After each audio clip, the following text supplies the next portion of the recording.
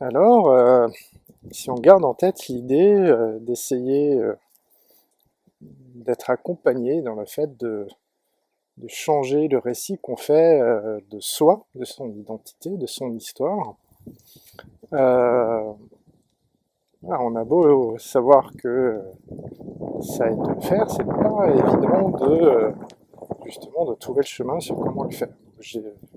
J'évoquais une piste qui est de réfléchir un peu en termes de caractéristiques qui nous accompagnent ou ouais, qui sont là depuis un certain temps et de s'approprier ces caractéristiques dans un aspect non plus étiquetage unique, noir ou blanc, mais un aspect multidimensionnel. Ok. Et ce qui n'est pas évident, c'est que le nouveau récit qu'on va essayer de faire de soi, de construire, il va rentrer en compétition avec l'ancien récit. C'est-à-dire qu'il n'y a pas dans le cerveau une case, un endroit unique où il y a définition de l'identité, et puis on remplacerait ça comme une variable toute simple. Il y a souvent une concurrence de différentes versions d'une même chose. Et souvent, un des obstacles, c'est, et pas mal de thérapeutes rentrent dedans, et ça m'arrive régulièrement aussi de faire l'erreur, c'est de proposer un récit alternatif qui soit d'emblée trop loin, trop distinct, trop contrasté avec le récit que la personne se fait majoritairement d'elle.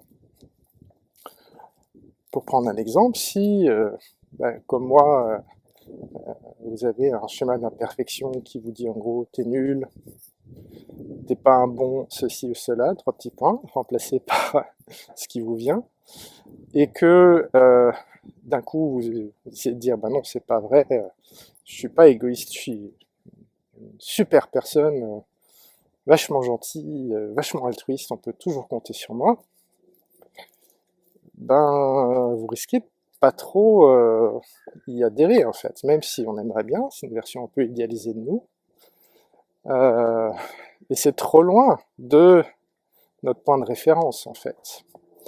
Donc en gros, si on prend quelque chose qui est trop à l'opposé, trop loin de notre point d'habitude, on risque de pas beaucoup y croire.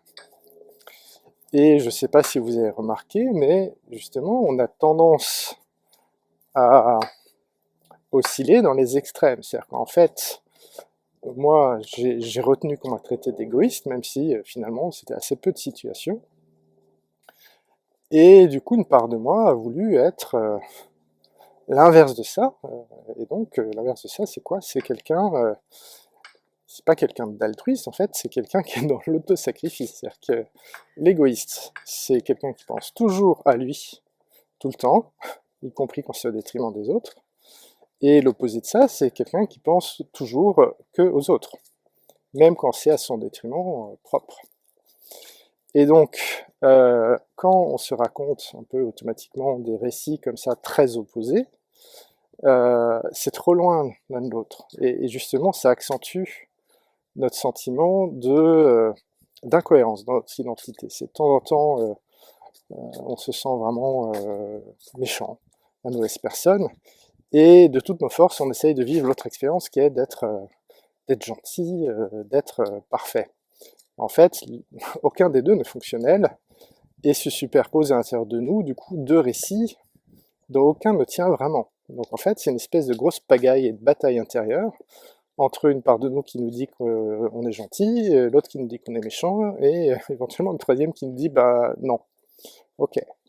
Donc on a besoin de construire un récit qui va être plus nuancé.